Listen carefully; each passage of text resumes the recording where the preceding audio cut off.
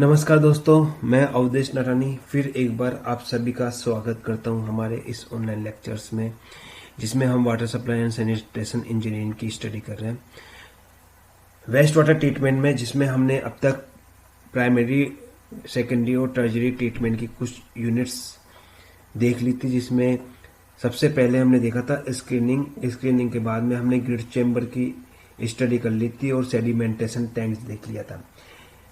अब तक जो भी यूनिट्स पढ़ी है हमने, वो सभी आपके वेस्ट वाटर में से सिर्फ और सिर्फ अकार्बनिक पदार्थों को रिमूव करती है। कुछ हद तक वो कार्बनिक पदार्थों को रिमूव कर देती है, लेकिन मुख्यतया वो आपके अकार्बनिक पदार्थों को ही रिमूव करती है।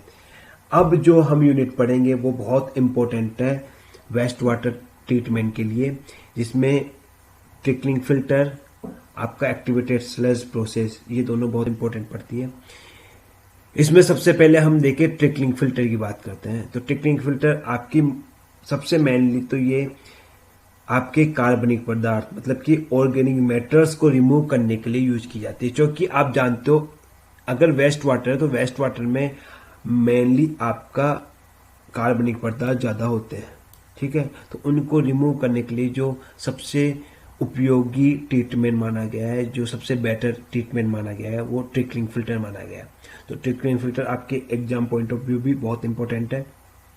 ट्रिकलिंग फिल्टर सबसे पहली अगर मैं बात बोलूं तो ये आपके कार्बनिक पदार्थों को रिमूव करने के लिए उपयोग में लिया जाता है, आपके ऑर्गेनिक मैटर्स को रिमूव करने के लिए यूज किया जाता है। इसमें पॉइंट टू पॉइंट मैं आपको बताता हूँ कि इसमें क्या किया जाता है। तो इसमें माइक्रो ऑर्गेनिज्म होते हैं, उनकी एक लेयर होती है, बायोमास लेयर होती है, उनको पास किया जाता है, कांटेक्ट में लिया जाता है वेस्ट वाटर के थ्रू, ठीक है। और यहाँ पे जो माइक्रो ऑर्गेनिज्म है वो आपके ऑर्गेनिक मैटर्स को खा जाते हैं, रिमूव कर देते हैं। उसके बाद में अब वो जो डीकम्पोजिशन होता है ऑक्सीजन की उपस्थिति में करते हैं, तो इसलिए इनको हम एरोबिक ट्रीटमेंट भी बोलते हैं, ठीक है। एरोबिक मतलब वह ट्रीटमेंट जो कि ऑक्सीजन की प्रेजेंस में होता है, उसे हम एरोबिक ट्रीटमेंट बोलते हैं, ठीक है। उसके बाद में अब ये जो ट्रिकलिंग फिल्टर है वो एक फिल्टर से बना होता है। वो कैसा फिल्टर होता है आप इसमें देख सकते हो, ये एक फिल्टर है, इसमें ये सर्कुलर फिल्टर है आपके पास, ठीक है। ये पूरा सर्कुलर फिल्टर है यहाँ से यहाँ तक। इसमें आपको एक सेक्शन काट के बताया हुआ है। इसमें क्या होता है, इसमें आपके नीचे आपके ड्रेनेज सिस्टम लगे होते हैं। जैसा कि आप जो वाटर सप्लाई में फिल्टर्स को देखते हो, सिमिलरली आपका नीचे ड्रेनेज सिस्टम लगा होता है, उसके ऊपर सपोर्ट मीडियम लगा होता है, और सपोर्ट मीडियम जनरली स्टोन का दिया जाता है। तो आप यहाँ देख सकते हो स्टोन का सपोर्ट मीडियम है, जो कि ऊपर की लेयर्स को रोकेगा।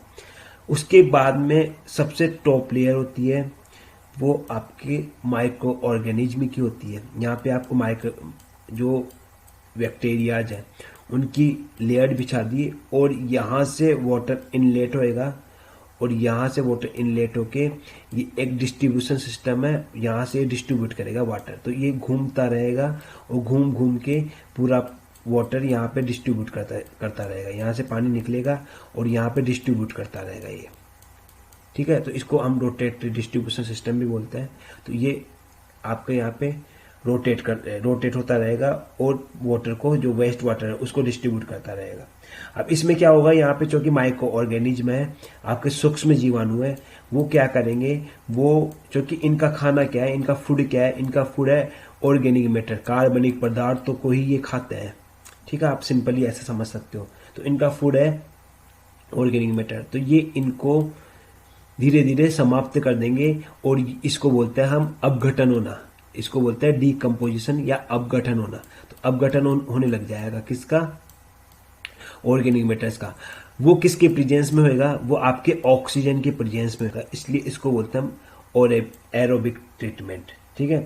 तो ऑक्सीजन के प्रेजेंस में माइक्रो ऑर्गेनिज्म ऑर्गेनिक मैटर को रिमूव करते रहेंगे धीरे धीरे। उसके बाद में चूंकि पूरा ऑर्गेनिक मैटर्स रिमूव हो जाएंगे, उसके बाद में माइक्रो ऑर्गेनिज्म सिर्फ खुद बचेंगे। अब ये क्या करते हैं, ये क्योंकि इनके लिए खाने के लिए फूड बचा नहीं, तो ये अब खुद को ही खाने लग जाते हैं, जिसको हम बोलते हैं एंडोजिनस रेस्पिरेशन। ये सेल्फ ही खुद आपस में एक दूसरे को खाने लग जाएंगे और धीरे धीरे ये खुद को खत्म कर देंगे। तो यहाँ पे एक लेयर जम जाएगी जिसको स्लम लेयर बोलते हैं, और वो फिर हम उसको रिमूव कर लेते हैं, और इस तरह से आपका ऑर्गेनिक मैटर और माइक्रो ऑर्गेनिज्म दोनों समाप्त हो जाते हैं आपके वेस्ट वाटर से। तो ये प्रोसेस होती है आपकी ट्रिकलिंग फिल्टर के अंदर।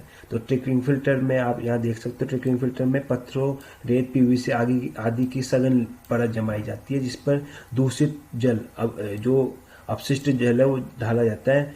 फिल्टर माध्यम पर एरोबिक बैक्टीरिया की परत जमाई जाती है, जो कि जिसके ऊपर वायु प्रवाहित की जाती है, मतलब ऑक्सीजन दी जाती है, और ऑक्सीजन देने के बाद में ये बैक्टीरिया जो कार्बनिक पदार्थ है उनको रिमूव कर देते हैं, और जो फिल्ट्रेशन बेड है उसको फिर साफ करके और वाटर को आगे के प्रोसेस के लिए भेज दिया जाता है। तो ये सिस्टम होता है आपका ट्रिकलिंग फिल्टर में। अब जो ट्रिकलिंग फिल्टर है उसको हम दो भागों में विभाजित करते हैं। जो डिस्ट्रीब्यूशन सिस्टम है वो दो भागों में विभाजित करते हैं। पहला आपका आता है रोटेटरी डिस्ट्रीब्यूशन सिस्टम, और दूसरा आता है आपका स्प्रे नोजल सिस्टम। क्या फर्क है दोनों में? रोटेटरी डिस्ट्रीब्यूशन सिस्टम में तो आपका एक ये रोटेट करता रहता है, ऐसे गोल रोटेट करता है, और ये वाटर यहाँ से एंटर करता है, ठीक है, और यहाँ पे स्प्रिंकल के थ्रू फव्वारों के रूप में पानी की बौछारें डालता है। जो वेस्ट वाटर है उसकी बौछारें यहाँ पे ऐसे डालता है, और ये रोटेट भी करता रहता है। तो ये कंप्लीट जो बैक्टीरिया होते हैं उनके ऊपर आसानी से पूरे वाटर को फैला पाता है। तो ये एक अच्छा सिस्टम भी है, इसी को बोलते हैं हम रोटेटरी डिस्ट्रीब्यूशन सिस्टम, ठीक है। दूसरा होता है आपका spray nozzle system. Spray nozzle system में यहाँ से वाटर एंटर करता है, और यहाँ पे नोजल्स लगी होती है, वहाँ से ये जो वाटर है वो स्प्रे करते हुए यहाँ पे ढाला जाता है। अब यहाँ पे कोई रोटेटरी सिस्टम लगा हुआ नहीं है, तो क्या होता है इसमें सभी बैक्टीरिया पे पानी बराबर रूप से नहीं जा पाता है, ठीक है। तो इसमें और रोटेटरी डिस्ट्रीब्यूशन सिस्टम में यही फर्क होता है। ये इतना अच्छा नहीं होता जितना आपका रोटेटरी डिस्ट्रीब्यूशन सिस्टम होता है, तो उसकी एफिशिएंसी ज़्यादा होती है आपके रोटेटरी डिस्ट्रीब्यूशन सिस्टम की।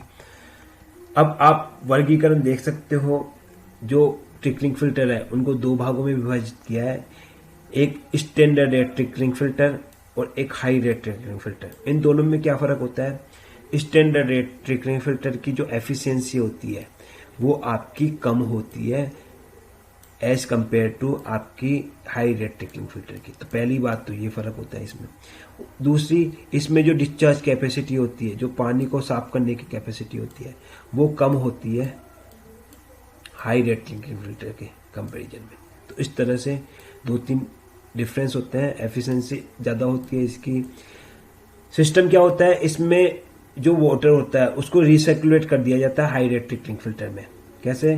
जैसे कि यहाँ से वाटर आया, फिर यहाँ पे आपके ट्रिकलिंग फिल्टर के अंदर वाटर आ गया, वाटर आने के बाद में जब बाहर निकाला जाता है तो यहाँ पे चेक किया जाता है। जो स्टैंडर्ड रेट ट्रिकलिंग फिल्टर है इसमें तो डायरेक्ट आगे भेज दिया जाता है, तो ये इतना एफिशिएंटली वर्क नहीं करता। जबकि आपका हाई रेट ट्रिकलिंग फिल्टर में एक और ट्रिकलिंग फिल्टर लगा दिया जाता है, पानी को अब इसके अंदर पास किया जाता है, ठीक है, और यहाँ से फिर आगे पास किया जाता है। तो यहाँ पे 2 बार ट्रिकलिंग फिल्टर लगा दिए जाते हैं, जिससे कि वो ज़्यादा एक्स्ट्रा में आपका वाटर, वेस्ट वाटर को क्लीन कर पाएगा।